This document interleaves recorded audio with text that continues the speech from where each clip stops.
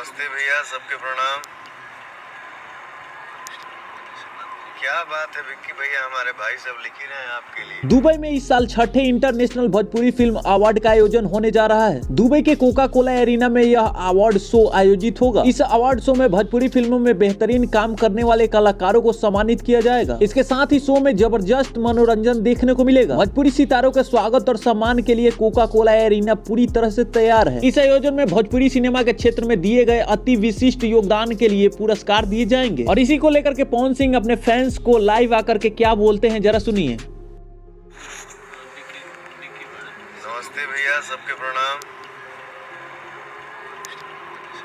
क्या बात है विक्की भैया, हमारे भाई सब लिख ही रहे हैं आपके छठे international Bhojpuri film award IBFA में जी बाइस्कोप की भागीदारी भी रहेगी। आपको बता दें कि इससे पहले भी कई बार भोजपुरी फिल्म अवार्ड का आयोजन किया जा चुका है। इससे पहले लंदन, सिंगापुर और मलेशिया जैसे देशों में इस अवार्ड शो का आयोजन सफलतापूर्वक हो चुका है और इस बार यह आयोजन दुबई में हो रहा है, जिसको लेकर के भोजपुरिया इंडस्ट्री के सभी कलाकार दुबई पहुंचे हुए हैं।